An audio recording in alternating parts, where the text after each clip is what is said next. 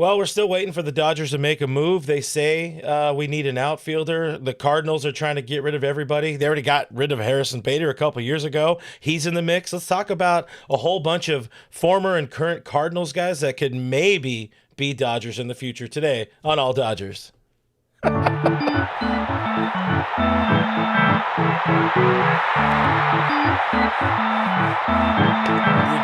You gotta hold the cheesy smile. Coming at you live from my home studio in beautiful La Puente, California. This is the All Dodgers podcast, part of the Bleav Network podcast, presented by FanDuel. Joining me tonight is my buddy, my pal, your friend and mine. That is Jeff Snyder. Find him as Snydog on the social media machine. Been a minute, not things going on, no reason to force content. We've been resting, recovering. I was thinking about it, man. We went pretty hard in the paint during that World Series run. I don't think they would have won without us.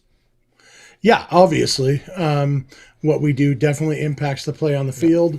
Miguel Rojas was thinking of you when he hit that home run. He was thinking of me when he threw out Isaiah Kiner Falefa. That's a hard name to say. Yeah. Yeah. So yeah. And Will Smith was thinking of you and me together. This exact shot when he hit the home run off of Justin Bieber's brother Shane, and the Dodgers won because of us. And we've earned this break. They announced their postseason shares. They didn't announce whether either of us are getting a share. I looked into it. It's not. I could tell you. Yeah, we have to split one. I'll allow it. Yeah, it should be one share to a podcast and really just us. I think that's fair. So, you know what? Yeah. Close to $250,000 each. Oh, I'm okay with that. It's a good Christmas bonus. I'd be on board. Andrew Friedman, if you're listening, or whoever decides on that, yeah. Do something. They could DMs are open. They could back rev it. Guys, if you have anything in particular you also want to talk about, I mean, this is probably, unless something magic happens between now and Christmas, this will be our last show before Christmas. I don't know if we'll do anything else really unless something breaks. We'll figure that out now, but treat this a little bit like a Saturday without the cursing. We are going to talk about those outfielders and all that kind of stuff. Alex says, Jeff, you don't get a piece of that pie. This is true. You weren't here the whole season, so I'll give you like a quarter of it. That seems not a third. Which part did the Dodgers win the World Series in? The part that I was at, or the part that I wasn't? Listen. I'm just wondering. I'm getting word that we got another comment here from somebody asking. There you go. I've been here longer than Alex Call. Fair. Michael asking, where's Kevin? Kevin is in San Diego. He is buying Padres gear. Of course, he's from San Diego. He's visiting family for the holidays. So thoughts and prayers to Kevin being in San Diego. He said he did bring his 2024 Dodgers World Series championship hat to the San Diego area. So I'm sure that will be fun for him. I just realized next time we talk, I might have a 2025 World Series hat because I'm hoping to get one for Christmas. No, I don't. My wife doesn't allow me to buy anything for myself in the last 3 months of the year because I'm hard enough to shop for Christmas as it is. That's fair. The World Series happens during the blackout dates, and so I'm still wearing whatever. Yeah, just 2024. That's a really good point, though. Or a good idea, because I know I'm a pain in the ass to shop for, and I just end up throwing a bunch of stuff in my Amazon wish list, as you know. But moving on here, Mark in the chat saying, boy, that is one uninspiring list of players. Those guys are Dollar Tree gifts in a Dollar General plastic stocking. You want to talk about these three names? You and I chatted a little bit earlier being like, hey, we should probably come up with some sort of content. Have we talked about Lars Nootbaar yet? We have not. Last week, Ken Rosenthal said in The Athletic that the Dodgers were amongst the teams that had some interest in Cardinals outfielder Lars Nootbaar. Yay. Yeah, well, here's the thing. In specific response to Mark's comment, I don't disagree with him, but also even a team like the Dodgers needs guys like this, sometimes. Yeah. And, we talked a couple of weeks ago about how in that offseason between 2013 and 2014, what did I say Justin Turner was? The 162nd ranked free agent and came in and obviously ended up being a huge part. That was a different situation, not like Lars Nootbaar won't be as unknown as Justin Turner it was then. and he probably won't turn into as much of a contributor as Justin Turner did. But you have Shohei Ohtani, you have Freddie Freeman, you have Will Smith, you have Mookie Betts, you have the superstars plus the whole starting pitching staff. You can there's no law that says that you can't just have superstars on the team. They could. I mean, the Mets are trading everybody. See if they want to trade Juan Soto. But more likely is that they're going to supplement the superstars with some of these guys who are good, useful players, like a Lars Nootbaar or Brendan Donovan, who is not Landon Donovan. I've discovered that I always want to say Landon Donovan because the only sport that I've ever cared about besides baseball is World Cup soccer. And I only care about that for about 2 weeks every 4 years. But often enough that Landon Donovan's name is seared in my head. But Brendan Donovan, those two guys are potentially on the trade block from the Cardinals. The Cardinals currently only trade people to the Red Sox, but they might decide to trade somebody to somewhere else. And both guys theoretically could fill a need with the Dodgers. Yeah, I mean, with Nootbaar, you have an obvious opening right now in left field. I think he could play some center field as well. Donovan, same, could play some infield on top of the outfield. So there's immediate needs met as well. You and I talked a little bit last week, talking or mentioning Harrison Bader is another name we mentioned today on the Dodgers territory. Check it out if you guys missed that. But kind of as we get deeper into this offseason and so few moves being made, find myself kind of chomping at the bit a little bit, where even like Harrison Bader starting to sound pretty exciting for me because of all the names, he is the most gifted center fielder, which does sound exciting, and that forces the whole Pages Teoscar, regime shift, I guess we'll say, in the outfield, which is not the way you would say that. But all of those names, still, they need to be able to hit a baseball in spite of wherever they're playing, I guess is what I'll say. And the numbers, Jeff, aren't inspiring, and I can understand, like Mark's comment.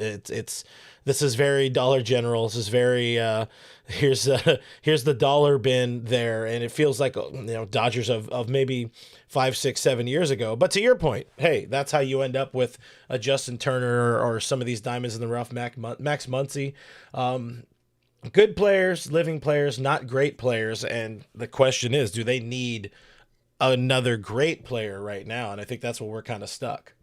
Yeah, I think a common thing about these three guys is they are all, in a perfect world, platoon players. The difference is that Nootbaar and Donovan are the more frequent side of the platoon because they bat left-handed, and so they can bat against right-handed pitching. Both of them. Nootbaar's career splits. He's got a 691 OPS against lefties, 767 OPS against righties. So it goes from a 85 OPS plus against lefties to 105 against righties, and that's even with his down year this last year. And then Donovan is more pronounced and more gooder on the one side, 651 against lefties, 812 against righties, 69 OPS plus against lefties, 110 against righties. And so Brendan Donovan is a perfectly good option, a guy who can play against right-handed pitching, hit well, play a few different positions. He makes a lot of sense. I saw somebody in the chat saying if the Dodgers re-sign Kike, then why do they need any of these guys? Well, Kike is we don't know when Kike is going to be available. We know it won't be at the beginning of the season. We also don't know if Kike will be any good. I think he probably, I would guess that some of his struggles had to do with his health this past year. But I also think a source told me he's going to be a year older next season than he was this season. And, that it happens. Age comes for us all. Some of us handle it more gracefully than others, but thank you. But ultimately, you can't bank on Kike. I don't think that's a winning strategy. And Kike Hernandez will be our starting anything. I don't think if that's the answer, I don't like the question. And so, I've decided, I don't remember what I said about Harrison Bader last week. I hope what I said was I'm not interested, because that's definitely what I believe right now. And I hope that's what I believe. Do you remember what I said about Harrison Bader No, last I week? don't. I don't listen to the show. Come on now. I I'm just know. here to look pretty, and I'm failing at that as well. Whale, Yep. whale, Whale. whale, You sound like my whale. grandma who was from northeastern Texas. Whale. Well, no, I mean, yeah, again, all of them are not exciting names. And that's just a plain reality when we're talking about a team like the Dodgers that is so stacked with superstar talent that is trying to go and win 3 titles in a row. I've been mentioning it more and more. Like I've taken away some of the World Series tinted glasses and kind of peeled back some of the numbers and just thinking back to a good chunk of the season where a majority of the season they struggled on offense. Yes, they struggled with pitching as well, and then they got better in the starting rotation, and the bullpen was pretty much booty all the way through, outside of a few spurts of being okay. I think they need more. I think they need a legitimate star, and I've seen at least one person in the chat point out that we'll say it again. It is an aging roster, as you just said as well. Maybe they're aging a little bit more gracefully than you or I. Definitely you. Burn. But beyond Kike being a year older, Freddie Freeman will be a year older. Mookie Betts is going to be a year older. Max Muncy is a year older and very much now entering the wrong side of 35. All of that kind of stuff makes you want to inject a little bit more I don't know, like talent and future proofing of the roster, because they don't have dudes like a lot of talent that's well, they have a bunch of talent in the minor leagues. I guess what I'm eventually getting to is forcing my opinion again that I want it to be Bo Bichette. That's ultimately where I'm going. And they have outfield prospects. They don't have infield prospects that at least that I trust. So that's another thing that makes me less excited about these guys who, again, I'll put up the career numbers. Fine baseball players with Nootbaar. Have one a day and doctor goes away or something like that. Bader and his abilities in center field. Donovan is probably would be the favorite of the three of these three Yeah. names. And I think it's worth pointing out that if they were to get one of these guys, it's not instead of a big bat. It's a supplemental move. Yes. That's Bichette and Nootbaar, I'm in. Give me You win. Bichette and Donovan, Bichette and Nootbaar. I think that is a huge improvement to the team. Yeah, I don't think and maybe that's where we're losing people or something that like nobody thinks that they're going to say, okay, we got Lars Nootbaar, we're done. Good offseason, guys. They don't have as much work to do this offseason as they have the last couple of years because of what they've done the last couple of years. And they did already, obviously, getting Edwin Diaz was huge for filling one of their needs, but they absolutely need help in the outfield. Mm-hmm. And, a Bo Bichette signing would push Tommy Edman to more outfield. It would maybe push them to see what Ha-Seong Kim can do more in the outfield. It kind of, and absolutely helps the lineup. So, I saw somebody say they need to get younger in the infield. Signing Bo Bichette helps with that too. Yep. All sorts of things that could do. I'm a big fan of the Bo Bichette idea. I don't have any idea if it's realistic or not. I don't know if the Dodgers have any interest in Bo Bichette, but I know that Jeff Snyder has interest in Bo Bichette on a baseball level. From what we've seen or heard a lot more of recent vintage, it would be shocking, seriously shocking, if Bo doesn't end up back with the Toronto Blue Jays. But we've also seen that kind of offseason before. Freddie is sort of a name that rings a bell in being a shocking shocking idea that he was even available to sign anywhere else but his hometown, not his hometown, but the team he was born and raised with the Atlanta Braves. So there is always that possibility. I know Robert Murray was on the Foul Territory today mentioning like the Bichette reunion is on the table. It's most likely going to be that move, but Bo can't beat him, join him, right? It worked for Blake Snell and Tyler Glasnow. Yeah. Yep. Yeah. Come get some, Bo. It's fun winning the World Series. And yeah, I don't have any idea. Like, I don't know what the Blue Jays business model is. I know they wanted to give friendship. They wanted to give the money to Ohtani that the Dodgers ended up giving him, but Ohtani chose to take the money from the Dodgers. But Blue Jays wanted to give him that same money. Maybe the Blue Jays would be the villains and the deferred money villains if they had been the ones deferring that money. I don't know, probably not, because they're not the Dodgers and people don't irrationally hate them. So I don't know how much the Blue Jays are planning on spending this offseason, but obviously Bo Bichette has a lot of history there, and probably going to go back there. But I don't hate the idea of him coming to the Dodgers. But like we talked about last week, there's options for the big move, whether it's Bo Bichette or Kyle Tucker or Cody Bellinger. I feel like is a less big move, and maybe that's just because, like I said last week, I don't think Cody's a fit on the Dodgers. You kind of talked yourself out of Cody last week. That one I remember because it was a solid enough take. Plus, I don't think I need to talk out of Bader. I think I was already on board with not wanting Harrison Bader even before that. So yeah, I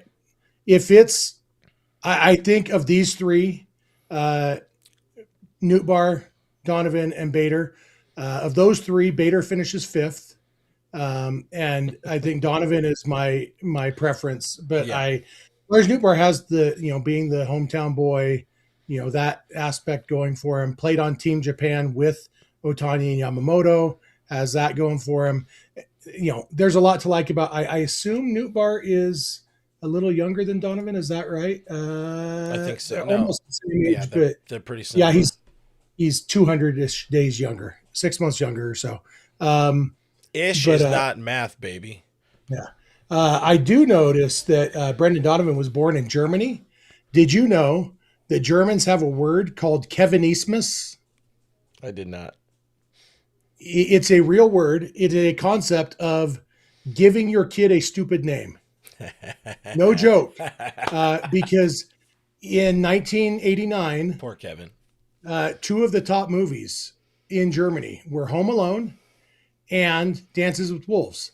Home Alone, Kevin McAllister, Dances with Wolves, starring Kevin Costner. Kevin became the most popular boy name in Germany for a time because of those two movies. And that sparked a backlash and a term called Kevinismus, meaning people who give their kids stupid, trendy names. And it's a real thing. And so I figured, since our Kevin, everybody's second favorite Kevin, is not here with us tonight, I would take this opportunity to bully him when I saw that Brendan Donovan was born in Germany. Yeah, man. And say, I wonder how popular the name Brendan is. You're gonna wear that bullying on the Twitter tomorrow. I'll tell you that much. JR in the chat asking, why is LA looking at St. Louis options? I don't get it. If it's not them, they sometimes look at Tampa Bay. I think maybe it's not so much that they're looking at them. It's that the Cardinals are quite clearly shopping these two players. I don't know how solid Ken Rosenthal's sources are about the Dodgers having, some interest in Lars Nootbaar. Again, like we said, it makes some sense that it would just be this year's Michael Conforto, which is a step up. Otherwise, you're entering, spring training, you're entering opening day with Alex Call and Ryan Ward as your kind of left field platoon, which isn't inspiring in and of itself. At least, Lars Nootbaar has some service time, has some experience under his belt. Not to say Alex Call does not, but he has a little more upside, potentially. Alex Call also could shock the world and figure some things out in the offseason. That's all I got. I'm looking at more of the... Mi Rojo is saying, in Clint we trust. I don't know what that's in reference to, but I'm in. I agree as well. Honestly, it feels like a bad motto. Just based on what I know about Clint and trusting. Whoa. So, I'm not the one who fired you. Did you know on November 30th, 2021, long before we knew that Freddie Freeman wasn't going back to the Braves, I tweeted out, I said, there's a service I use to track down phone numbers to get my podcast guests. It's taking all my willpower not to text Freddie Freeman and beg him to sign with the Dodgers. A couple months later, it's a good thing you didn't. It's a good thing you didn't. BL Boyd is not a fan of Tommy Edman in center field, not rangy enough. Maybe the ankle, a repaired ankle will help him out. That's one positive way of thinking. Yeah, I think a healthy Edman would be just fine defensively in center. I'm not a fan of Edman as a starting center fielder because a ton of Edman's value is the fact that he doesn't have to play just one position. Yeah. I think Edman is a guy with this aging roster, like we've talked about, and the fact that Edman can play a lot of different positions. He is part of that strategy of giving Mookie more days off, giving Freddie more days off, because other guys can move around and play different positions, and giving Teoscar days off against tough righties, all the different things. Tommy Edman is a play everywhere and get your 450 plate appearances without ever actually being a starter kind of guy for me. Would you say, would you agree with the idea that you have seen enough improvement out of Andy Pages to be like okay with him as the everyday center fielder? If they do something great on one of the corners, I'd be fine. My ideal is them getting a good center fielder and Pages going to right field. But Pages turned himself into a somewhere between solid and good defensive center fielder. And so defensively, I'd be fine with that. I have concerns about Pages' offense still. There are a little bit less severe concerns than they were a year ago at this time. Mm-hmm. But we saw some holes in that bat in the postseason. Yeah. And that's where, like, people talk about the batting average in the postseason, which stop talking about batting average. The Dodgers didn't hit well in the postseason, but batting average isn't the way to tell you that. They did hit timely home runs. They did take some walks when they needed to. All of that helps you win too. They didn't hit well in the postseason, but a lot of that was Andy Pages. And other guys stepped up. Max Muncy struggled in the postseason. When I see people saying, well, they need to get better offense because they were terrible in the postseason. Well, you're not going to replace some of these guys who were bad. They just need to hit better. Yeah. And that's the thing about, like, people put too much, you take a small sample size of 4 weeks in October and think, oh, this is who they are. Well, they also led the majors in runs scored over the course of 6 months of the season. And so why can't that be who they are? And also they won the World Series. They scored enough runs to win. There's so many things that go into it. But yeah, the fact is the guys they have need to hit better when it gets to October.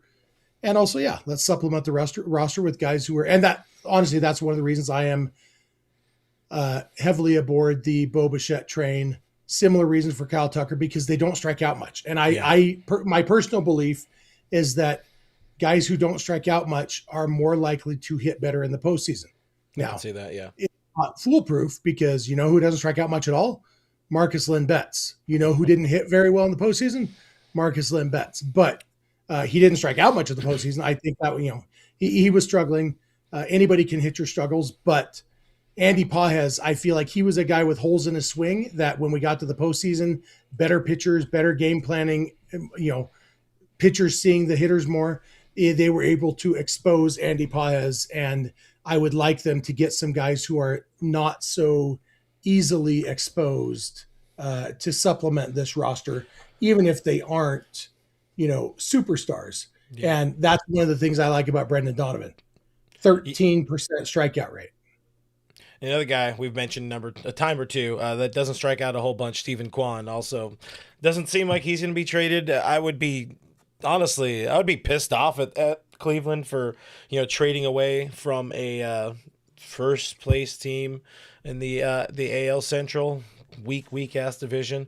Back into the chat a little bit. Dan Moreno tells everybody to give Clint and Jeff a like. Go ahead and do that, guys. Give us a like. Give us a subscribe on the channel. We're probably not going to get to 25,000 before the end of the year, but if you can help us get to whatever number we need next, I think like 22, 23, I forget, we would appreciate it. IB Strokin also is struggling watching the Kings at the moment because Kings be bad on the hockey side of things, but he's also telling people, to keep the conversation going, support the show, support the channel by checking out our Discord through either supporting us on Patreon, as I got to find a place to hide and be on the screen, patreon.com/realfrg, or click the join button here on YouTube to support the show. And with that, you get access to the Discord where People are talking about the Dodgers, even when nothing's going on. There's also chats for the football, for hockey, for basketball, Lakers, all that kind of stuff. So good community of folks going on there in the All Dodgers Discord. A couple other ones. We got some super chats. Raul Robles with the $4.99 earlier in the chat. We'll hit that gong. I think I missed it. So boom, boom, boom.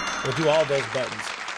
And he made it Jeff friendly. It's bang, date, marry. The free agent class has a lot of bang, no date, no marriage, just the way Clint likes it. Man, yeah, I don't know. I don't know who I'd marry from the free. I guess I would marry Bo, even though I know he's an imperfect significant other. Maybe he's a better defender at second base. Maybe he's a better lover at second base. I don't know. I better get out of this analogy. Yeah. Maybe shouldn't have started that. Maybe let's use that brain before we use the mouth a little bit, Clint. No, I'm good. I'm proud of my decisions there. Earlier, the Enigma was talking, or kind of helping with the idea that the infield's getting older. Mookie, the hard hit rate has declined. The bat speed is going down as well. He is but a small man, and as he ages, is probably not going to be always the most graceful. But I think we had a conversation last week, or maybe it was Kevin and I. The thing that helps Mookie out a lot is if he can be a good defensive shortstop, that'll definitely continue to be a good defensive shortstop. That will offset some of that loss of bat. One more super chat from Francisco Diaz. $4.99 in the chat says, said 1,000 times, I'll say 1,000 more. Hell to the no to Bader. Nootbaar just had double heel surgery, so pass, and I'll take Donovan only if we miss out on Bo. Yeah, well, how about both? How about both? Sorry. Yeah, why not both? And both? I do think it's a little bit interesting. Like, I do wonder if the Dodgers have actual interest in these Cardinals guys, or if the Cardinals are playing the game of, remember, the way to get your value up is to make sure the Dodgers are linked. I don't have any idea. I think it's definitely more of an agent or somebody in the Cardinals organizations being, oh yeah, the Dodgers are interested. You can't, you don't want to lose out on this guy to the Dodgers, do you? They sign everybody. Yeah, Brendan Donovan, he's got 3 years of team control left, and so there's a lot to like about Brendan Donovan, honestly, and for the role that he would be playing on the Dodgers, he was an all-star this year. He has won a utility player Gold Glove award when he was a rookie. He can play a lot of different positions, like literally all of them. Looks like he's played 3, 4, 5, 6, 7. He's never played center field. He's never played catcher or pitcher. He's played everywhere else. And so, you think about a guy like Miguel Rojas, who's playing one more year. Yeah. Who's filling the Miggy Rowe role next year? Brendan Donovan could fill that role. Alex Freeland at the moment. Yeah, and so. And Miggy Rowe's role is like purely defensive, even though I know he hit the most impactful homer in the Dodgers history just a month and 3 weeks ago. But overall, when you think about Miggy, you're thinking about defense. Yeah. And Donovan would bring an actual offensive aspect. That he's been very, very consistent throughout his career offensively. He is a consistently above average hitter, and especially against right-handed pitching. Mm-hmm. There's a lot to like about Brendan Donovan as part of the Dodgers strategy this offseason. Yeah, and we know the Dodgers have the talent to make a move like that happen. It seems like at one point we heard the Dodgers had a little bit of interest in him, and then the Mariners were appearing to be the front runners to land Donovan, and then another 2 or 3 weeks have passed, and there's been nothing, no reports. There was something today from Ken Rosenthal with Donovan to the Red Sox. Shocking. I know, another Cardinals Red Sox deal, but that doesn't seem to be, getting any movement forward. And now the Red Sox have acquired Wilson Contreras. They're said to be, interested in re-signing Alex Bregman and all that kind of stuff, which probably limits the space for Brendan Donovan because they still got all them outfielders, even after trading the password earlier this winter. But I'll tell you one thing. Why don't you tell the people? I won't tell you one thing. I will throw this to you. Why don't you tell people about these World Series odds? Because even if the Dodgers don't make any more moves, they seem to be favorites to win it all. Yeah, the betters believe the Dodgers are going to win the World Series. Not quite to the point that they are overall favorites. You'd still take the field over the Dodger, but Dodger at plus 260, way ahead of the Yankees who are at plus 800. That's the second most likely team according to the betting odds. Uh, no real. For me, the most surprising thing on this list is how low the Blue Jays are, Yeah. considering that the Blue Jays just played a Game 7 of the World Series and are going all in this offseason. I think if I was a betting man and b not so invested in a team from Los Angeles, I'd be looking at these odds and saying, man, decent chance to make some money there on those Blue Jays. Drop $100 on the Blue Jays. If they win the World Series, you win 1,700. Like that, it's crazy to me where the Blue Jays are on this. Dodgers make sense. I feel like the Blue Jays should be up there, second or third highest team on this list. But there they are down. What is that? 10th, ninth, ninth. Sure, ninth. Yeah. Yeah. I picked a random number. Kind of ridiculous. But all those odds are over there at FanDuel. So, check it out. Give it a look. Yeah, looking at that, thinking about that Blue Jays factor, a team that, through the power of friendship and love, just made it to a World Series, and you could argue maybe could or should have won that World Series if they just had a little bit more friendship. Kind of thinking about hitting up my buddy who maybe does gambling and maybe putting $100 together with him to put on the Blue Jays just for fun. We'll see about You could that. even do $10 and then you'd win 170. Hashtag math, baby. Listen, Put $1 and then you'd win 17. we love math. That's about it. That's all we kind of had on that. I don't know if you have anything else to talk about specifically with these three names and how it relates to our love for I don't know if it's love, but it's the desire to want to have Bo Bichette as opposed to any of these other dudes.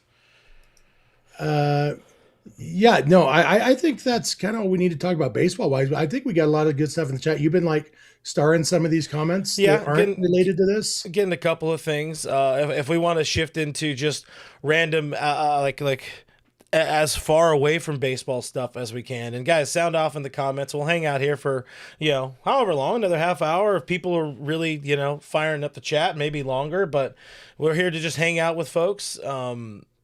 And see what people got going on. This isn't not the Dodger one, but Ken saying Donovan is CT3 4 years ago. Ooh. I don't know. He's been a bit more consistent.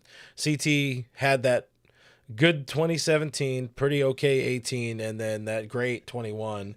Even that, he kind of like fell off in the second half. The point. Remember what I said about contact rate? Mm-hmm.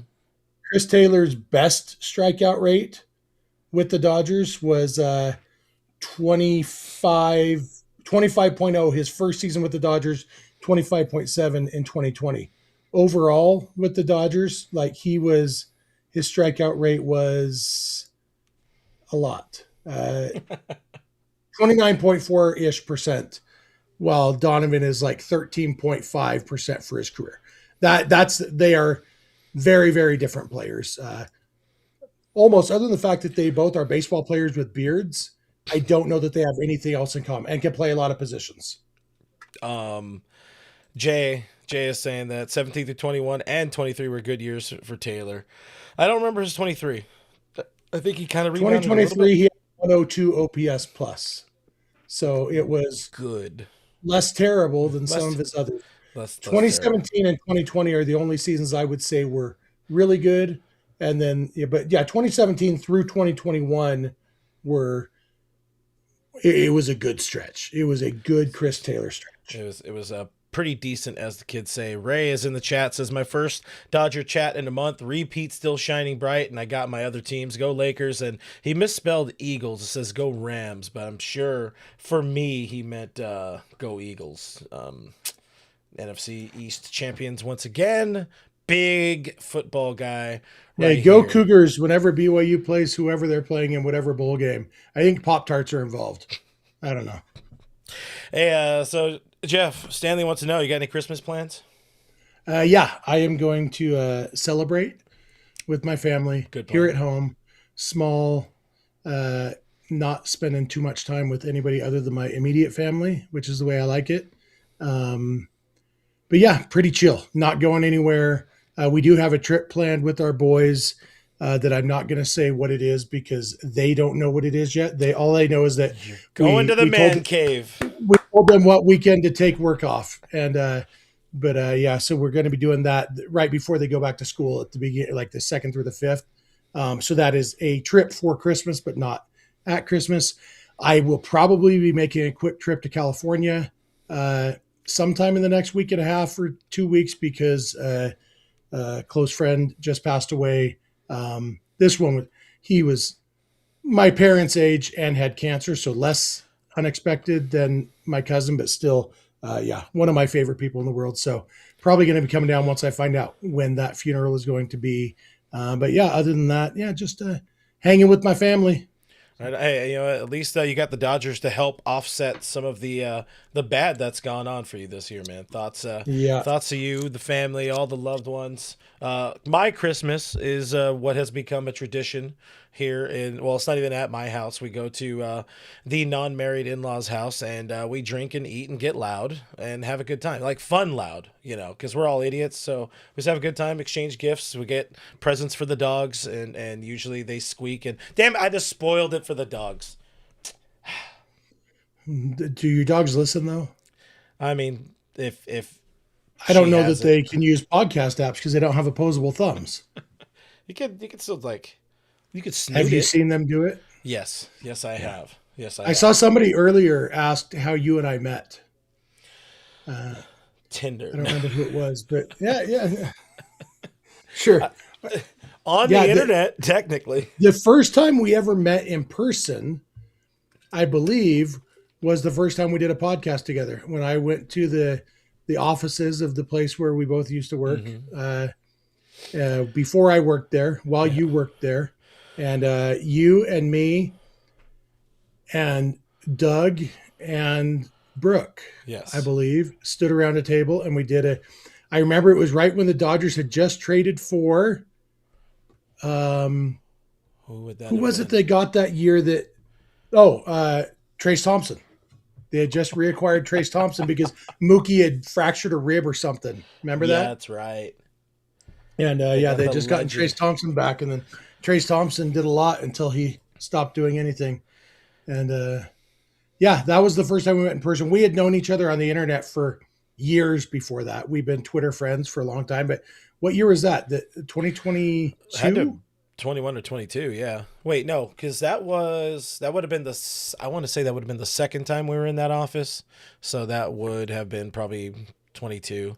Because shortly thereafter, I think, I'm looking to see when Trace Thompson came back. Yeah, 2022 is when that was that you and I first met in person. And then, we've only been together in person less than 10 times in our lives? Probably something like that. It's the magic of the internet. You could just do these podcasts with people you barely know. Yeah, Vince and I podcasted together for 10 years, and we've probably been in the same room maybe 20 times. Yep. So yeah, I've probably been around Vince. I would say probably a little more than you, just because we cross paths. You guys both live down there. Down here, cross paths at different Dodgers events. I've never seen Kevin in the flesh. I don't even know if he's real. He could be AI. Just saying. Interesting. Another thing I will be doing. That would explain, because we've heard some of the flaws of AI. With the weird hats. Well, one of the other things we'll be doing around here for Christmas, and I was seeing our buddy I.B. Strokin talking about it being out in the flood areas that they are in Devore. It's supposed to rain like crazy out here starting, I think, tomorrow night and possibly into Friday. So we'll be avoiding a lot of the crazy rain. Thankfully, I have a car that's high enough off the ground where I can get to the place and drink a responsible amount before I drive back home. Hopefully the cops we're getting a lot of rain here in Utah too over the next few days from what I've seen. I'm hoping some of that will turn into snow because it ain't supposed to rain in December in Utah. It's supposed to snow. We have not gotten I think we got one little snowstorm in November and haven't gotten any snow in December. And for me, it's not quite. We might get snow on Friday, the day after Christmas, and so I'm going to have to. Like one of my favorite. I saw somebody asked about favorite Christmas traditions or whatever. And one of my favorite things is driving in my car with my wife while it's snowing, a specific road here near us that we've gone, on our way to the mall to go shopping or whatever, snowing, listening to Christmas music. That's like part of Christmas season for me. And so I might have to extend Christmas season to the day after Christmas this year, if that's when we're going to get our snow, so I can get that this week. Yeah, I mean that is I'll allow it, I guess, as the authority on when seasons are allowed to start or not start or something like that. I don't know. That was just saying words for. I did just find out that the funeral that I'm coming down for hopefully is going to be a week from Saturday on the 3rd, which is when I'm supposed to be on the weekend trip with my family. So guess I'll see what happens. So I may or may not be making a trip to California, but we shall see. Rosman is asking if I am a Ford or a Chevy guy. I am neither. I am Honda all the way through, baby. I've never owned anything else but a Honda or an Acura car, a vehicle, and I don't plan on ever changing that. That's interesting. That's important to me. I was always a Toyota guy. My first 5 or 6 cars were little Yoda. 2 Corollas and 3 or 4 Camrys. I'm a Hyundai guy now. Like I drive a Genesis. I love my Genesis.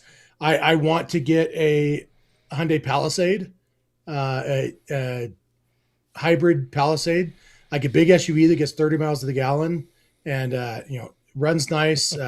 I really like my Hyundais, but I have a Suburban. And if I was going to get a pickup truck, which I would like to, I'd probably get a Chevy or GMC.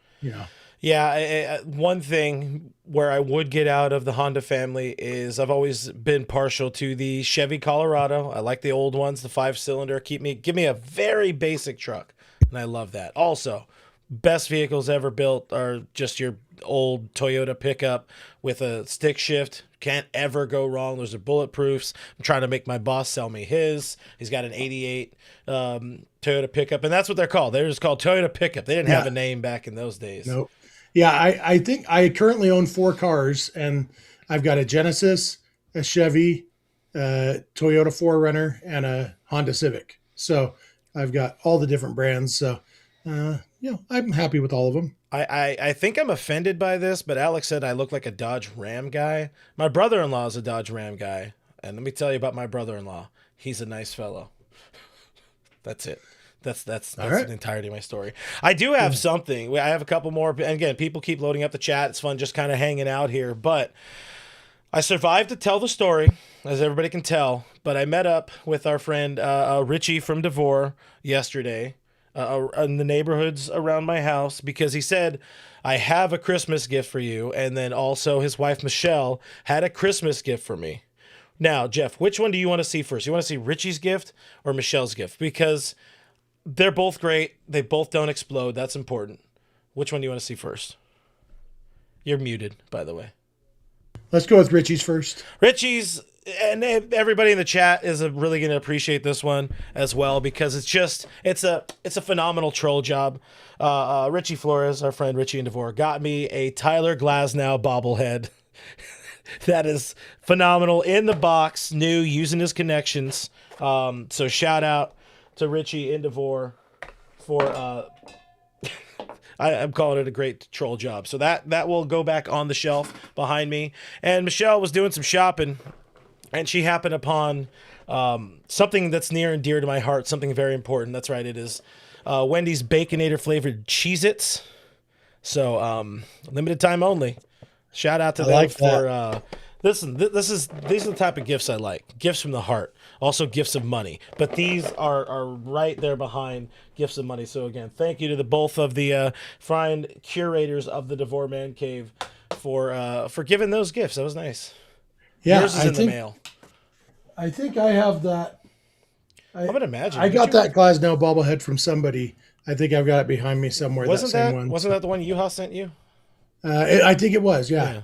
Everybody's favorite Kevin. You don't even remember. Wow. I'm the worst. Rosman is asking me if I go to Bass Pro Shop a lot. I don't, because it's very expensive. I do love Bass Pro Shop. I do love REI, but also like the stuff I like to use for my camping, which by the way, I will be gone again next week. We're doing some New Year's camping. So that'll be cool. That'll be fun. That'll be different. It will involve drinking, of course. The stuff I get is I don't know. I don't know if I want to say it's different, like, oh, I'm a little bit different or whatever, because that's not. I don't know. I mean, some of it is obviously going to be fat boy stuff, but other is like just, we'll call it off grid, off the mainstream of some of the camping gear or whatever, like more of the overlanding stuff. And you don't get, at least the last time I went to, Bass Pro or any of those spots, they didn't have as many of those then, as much of that stuff. But anyways, I explained that very poorly, but the answer is no, I don't go a lot. We also had a super chat from Raul Robles earlier that plays into the Christmas and the me drinking. If I have a go-to Christmas drink, I don't. Or I do, and it's Fireball. And I had my annual Christmas party with friends here at the house on Saturday, and Mrs. FRG is still recovering. And like 4 different people brought an amount of Fireball. And I think I need to accept the fact that I'm in my 40s now. And it might be time to wrap up the Fireball. So anyways, got that going. Raul also had wrap up the Fireball sounds like a euphemism. Wrap it up on the Fireball. Raul is also wondering where you get that size 8 hat of yours. I wish it was a size 8. Size 8 would be easy to get. You can get those on MLB Shop. Mine's an 8 and 1/8. And so, I don't have any yet. I have to go to hatland.com, and I'm always at the mercy of when they get them in stock in my size. But so far, haven't gotten anything yet, but that is where I get them when I do get them. I'm actually looking right now to see what they have in stock, because I know there were some that I put on my Christmas list that were out of stock by the time anybody in my family went to buy them. And like the World Series champions hat right now, it is not available in my size. You got 8, and then it goes all the way to 8.5. And even I'm not an 8.5. I don't know if I want to meet an 8.5. Like 8 1/8 is ridiculous enough. Yeah, that's it's a lot of dome. It's a lot of dome right there. There's just no way to talk about this in a way that doesn't make me snicker internally. Somebody asked something else that I saw, and then it went away, and that's rude. Oh yeah, no, it wasn't an ask. It was IB Strokin saying, "Wow, it's the last time I give Richie a bobblehead." Because you see, Jeff. Because you see, Jeff. Let's see. We got another Christmas one from earlier in the chat from Rosman asking, Clint and Jeff, can you talk about your favorite Christmas memories as a kid and you as a father? Why don't you give us a good old Papa Dad? What's your favorite Papa Dad Christmas story? Cough. I'm trying to. Don't hurt yourself. Yeah. I really like Christmas. You were talking about Bass Pro Shop. Up here where I live, it's not called Bass Pro Shop. It's called Cabela's. It's the same store, but it's Cabela's. And I just saw on my Facebook memories a couple days ago a memory from like 16 years ago when we had bought a dollhouse for my daughter for Christmas. Hadn't really thought about the fact that we were driving down to California to be at my parents' house for Christmas, and Santa was bringing any kids. Anyway, we were helping Santa Claus get this dollhouse for our daughter, and so we had to figure out a way to get this huge dollhouse from here to my parents' house in California without my daughter seeing it. Uh-huh. And so, and what we did, I ended up, my sister's boyfriend's brother was driving down in his pickup truck, and so I actually met up with him in the Cabela's parking lot, just because it was a convenient location by the freeway, to give him this dollhouse to drive down for me to California. And I posted on Facebook something about, I feel like everybody's looking at me and judging at me. They can tell I'm an imposter and I don't belong at Cabela's, and I'm just here to meet a guy about a dollhouse. Yeah, I mean, specifically, you can pick that kind of person out in a crowd. Yeah, Yeah. and that person looks like me. Mm-hmm. Like that guy only goes to Cabela's to trade a dollhouse with somebody. Yeah. You Yeah. know? Yeah. Sicko. So that's a fun Christmas memory. That seems like a good time. You got one as a kid, or should I take a kid one? You take a kid one, and I'll if anything comes to mind, I'll say it too. For me, I mean, it's definitely it would be a selfish one, but I can think back to there was a fella my sister was dating, and he was raised Jewish, and this was his first time celebrating Christmas, like just being involved in a Christmas with anybody. So he got me just so much stuff. He got me an insane amount of stuff, including I don't remember what the toy was called or what the plane was called, but I was a big time Darkwing Duck kid back in the day. I even got I got a what do they call those? Piggy bank, Darkwing Duck piggy bank in the back here, part of the set. Anywho, the plane. He has the big old Darkwing Duck plane, and I had like all of the toys that went with it. So that was fun. Again, very selfish, but I mean, I was like 7, 8, 9, something like that. Maybe 6, 7. I don't know, but that was probably one of my favorite Christmases because I got a lot of things. You sound like my grandpa. My grandpa would always give a range of numbers. Like, I've been here like 7, 8, 9, 10, 11 hours. He also said Los Angeles and helicopter. So, Well, and what about Grandma and Whale? Whale? well, that was the other grandma. This grandma, his wife would. They ran an answering service, a 24-hour answering service. So they lived in their office, and the phones would ring in the middle of the night, and they'd get up and answer it for the cable company and the water district and stuff. Anyway, but when grandma would get annoyed at all the phones ringing, oh, shut up. And that's my main memory of that grandma. And or if she named my grandpa, she named John. Shout out Grandma. Yeah, she's dead. But all my grandparents are dead. What did you do? Well, it's because I'm so old. They're even older than me. They shouldn't have done that. What about you? You got a kid story, or have we shared one and one, and we'll call that good? Yeah, I've had a lot of great Christmases. I love Christmas, and there's a ton. But I remember getting Castle Grayskull with my brother for Christmas. That's pretty cool. That was pretty cool. Definitely. And my sister's got Mall Madness was the game. Oh, here's a fun one. 1989, my sister got me the Vanilla Ice to the Extreme audio cassette for Christmas. Hell yeah. And my dad looked at it and read the lyric sheet and said, yeah, my 12-year-old son is not listening to this. Because I don't know if you've listened to that whole album. There is some filth on that. People only know Ice Ice Baby and sometimes Play That Funky Music, White Boy. But there is some filth on that album that no 12-year-old should be listening to. So my dad took the tape away. But what he allowed me to do was to make a copy of the songs that were okay onto a different tape. And then when I wanted to listen to the whole tape, I would just sneak into his bedroom where I knew he kept my tape, and I'd take it and listen to it and then put it back.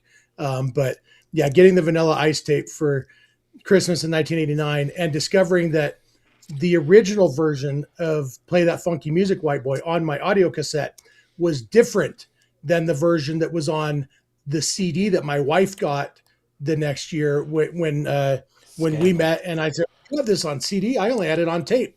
And I was listening to it, and Play That Funky Music came on. I was about to sing along, and he had changed the words. I'm like, come on, bro. So yeah, a lot of people don't know there are two different versions of Play That Funky Music, White Boy by Vanilla Ice. But and the more that's you kind know. There it is. JY Kim is, by the way, happy for the He-Man reference, or at least the He-Man related toys, because I mean, yeah, I also agree. I think a couple other people agree.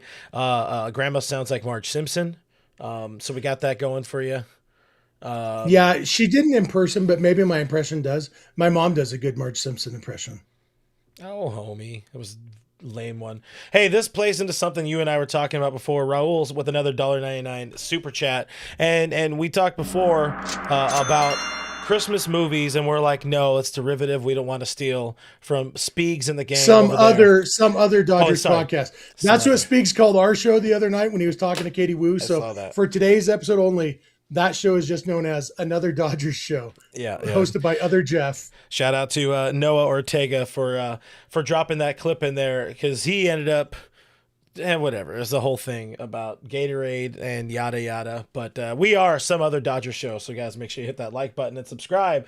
But top three, do we want to do top three Christmas movies? Are we going to make it top three, or just three in any order? We can at least, we don't need to rank them, but we can talk about some Christmas movies we like and maybe some that suck.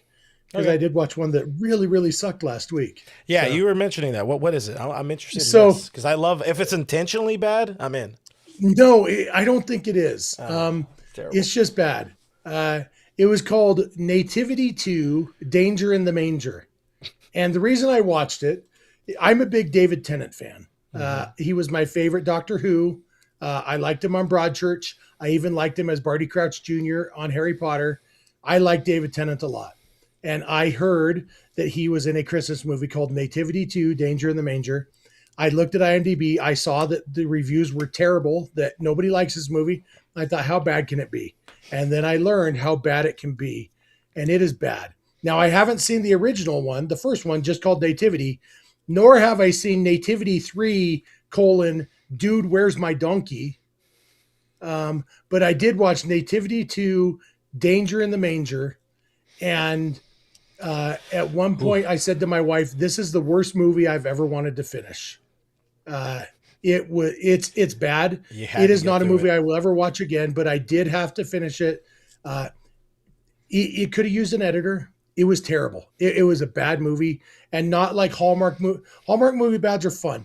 There's a Hallmark movie called "Very Merry Mix-Up," where a guy spills coffee on a girl at the airport and ruins her phone. And so she can't call her boyfriend. And then she thinks that this guy's her boyfriend's brother or fiance's brother because he has the same last name and ends up going to the wrong family's house for Christmas. Great movie in that terrible movie sort of way. But Nativity 2, Danger in the Manger is just a hurt movie. Like, would you recommend it to people just to see it or to like enemies? I'm trying to think if there's anybody I dislike enough to. Okay, yeah. Hey, Gary Lee, if you're watching, go watch Nativity 2, Danger in the Manger. I think you're going to like it. Poor dude won't have anybody to watch it with, or at least definitely not friends. Anyways, I don't know. I feel like I might want to torture that with somebody at some point, but that's a story for a different day. I'll lead us off. If it's just three movies, I had just in case thought of a list that is going to probably upset people, but the number one name I had for a movie, well, it's always going to be Christmas Vacation, but I didn't want to have Christmas Vacation be my number one, so I'm making it my number two. But Bad Santa is just a good time. It's definitely a great movie for the entire family. Turn it into a drinking game too, and you will wake up the next day. You will time travel if it's a proper drinking game. Bad Santa, phenomenal movie, great movie. I'll have another one. Home Alone, also Home Alone. You mentioned you watched Home Alone earlier. Solid movie as well. And I'm going to cheat. I'm throwing in an extra one. Friday After Next. Great Christmas movie. Well, Home Alone. So I've seen Home Alone and I've seen Christmas Vacation. Of the ones I've never seen, Bad Santa. I've never seen. You don't want to see it. Yeah. What was the other one you said? It's worse than a Richie voicemail. The other one is Friday After Next. Okay, yeah, and I've never seen any of the Friday movies. Also a great drinking movie. Yeah. I love the first two Home Alone movies. The two Macaulay Culkin Home Alone movies are both great. I know they were other Jeffs tied for first, and I don't know if they were my favorites, but those two movies I think are tied with each other for whatever spot. I think Home Alone 2 is technically a better movie, but Home Alone is the classic. But they're both just so good. I love Elf. I think that's kind of a generic one, but we watch Elf every year on Thanksgiving night. That's how we officially kick off Christmas season, is watching Elf after while we eat our Thanksgiving pie and stuff. I have a probably disappointing revelation. I have not seen Elf. It's so good. It's so good. It's on my long list of many things to see. Maybe I force myself. I don't know. I just hate sitting around and watching movies. But I know I need to watch it. I'm a big Will Ferrell fan. Makes too much sense for me to watch it. So maybe I won't, just out of spite. Yeah. Elf is great. if you consider Die Hard a Christmas movie, we have made that a tradition. I went through and I made an edited version of Die Hard because Die Hard is a bit Richie voicemail-ish itself. And so Was I it went yippee through ki friend? no, I just bleeped the F words. Like, so they're just muted. And so, which makes it kind of funny, like, it's it's a great movie. It's very fun to watch. And that's just, ever since I made that edited version, probably 5 years ago, we watch that as a family every year now. Um, but there's a lot of good Christmas movies out there. And I could watch Christmas movies all year long. I probably have to mention While You Were Sleeping. It's my wife's favorite movie of any time, any kind, and it is one that you can. It takes place at Christmas, so I think it's a Christmas movie. So it's got the Die Hard. Yeah. And even more probably, it's more Christmassy than Die Hard. But my wife does watch that one 5 or 6 times a year throughout the year. But it's a great movie too. An important factor about Elf, Justin Kim brings up in the chat, Will Ferrell was a Dodger, and no other Dodgers were in any of these other movies. I was at the game when Will Ferrell was a Dodger. Do you know how that game ended? I forget. Game-winning homer by Jock Peterson. Oh. Skinny Jock Peterson. Yeah. Baby Jock, where he could still steal 30 bags, maybe. I was at 3 of the 5 games that Will Ferrell played in that day. I went to 3 games in Arizona that day, and Will Ferrell played in all 3 of them. And now y'all know that. There's another Christmas miracle. I was at a Giants game that Will Ferrell played in, and in the second inning, a guy in front of me was talking about the possibility of seeing a double perfect game. And I said, you know that this is a spring training game in which Will Ferrell is going to play for both teams, right? I think you're taking this a little too seriously. By the way, a complete aside, and then we'll wrap after this. Spring training is just so ridiculously expensive now. Like, you used to be able to go and spend, 3-4 days out there and, maybe spend $50 or $60 in tickets, reasonable tickets. Now you're probably $250 for, again, reasonable tickets somewhere, not on the berm or the grass or whatever. Arizona, MLB, all this stuff, whoever's ruining this, fix yourself. Inflation should not go to baseball game tickets for spring training. Yeah, going to games is my least favorite part of spring training. I love going there and going on to the backfields, watching the practice, and you go back and watch the minor league games for free back on the backfields. And like literally you sit in the bleachers right behind Charlie Huff and Rick Honeycutt, who are sitting there tracking pitches, and it's a lot of fun, and you can watch those. When like this last year when my son and I went down to Arizona, we did go to a Dodgers White Sox game at Camelback Ranch. We did just get grass seats because we wanted to catch a game, but we had a lot more fun just watching the practices, watching the minor league games, all that stuff you can do for free. Yep. It's cool. But there's no cool spot to stay either. Arizona is the most expensive place in the world during March. Yeah. Thank God I have a friend who has a timeshare out there. We love JR. Guys, we appreciate you hanging out with us. Jeff, you got anything else before we say goodbye and hit that bye? No, it seems like people have taken our cue to pick on Jock Peterson. Yeah, nothing wrong with Jock. Somebody mentions his pearl necklace in the Braves World Series parade. Yeah. When he looked like one of the Golden Girls, just with his fat, chubby face and his bleached hair and his pearl necklace. Speaking of Golden Girls, this is what I'll end on. 3 years from now, segue. On Christmas Eve of 2028, I will be the exact same age that Rue McClanahan was the day that Golden Girls debuted. I'm referring to it as Rue the Day. And how does that make you feel? It makes me feel like in 3 years I'm going to be pretty old. Luckily, I'm still young right now. My oldest brother, will hit his Rue age on Clayton Kershaw's next birthday, March 19th of this coming year. My brother will be the age that Rue McClanahan was when Golden Girls debuted. I always want to say Gilmore Girls because I love both shows. I'll tell you something. When we're talking about either Gilmore Girls or Golden Girls, my sweet Lord, do we need Dodgers news?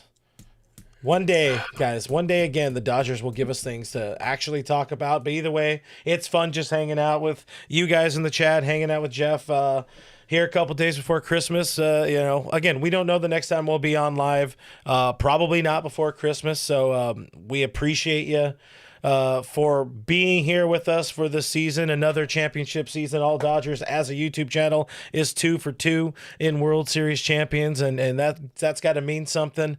I appreciate Jeff. I appreciate Kevin. Probably Jeff a little bit more because he's here. Here I am. Because you're here. Not but we do appreciate Kevin as much as we pick on him. He is our second favorite Kevin, and we like him a lot. I mean, you mostly pick on him. I pick on him in a way where people don't think I'm picking on him, so it works. Hey, Richie joined us in the chat. Says all he wants for Christmas is MLB to ban Manny Machado for life. And I think... How do you know he meant Manny Machado and not Dixon Machado?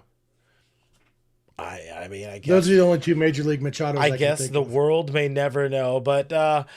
guys, thank you for watching. Thank you for listening. Thank you for hanging out with us here on this Monday edition, pre-Christmas edition of All Dodgers. You'll see us again live for sure. If the Dodgers go out there and make a move, we would appreciate it if they do that.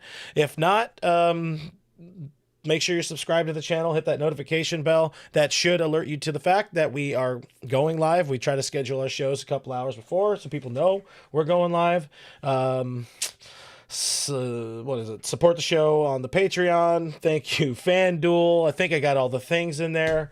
Other than that, Merry Christmas, Happy Holidays, and bye. Bye.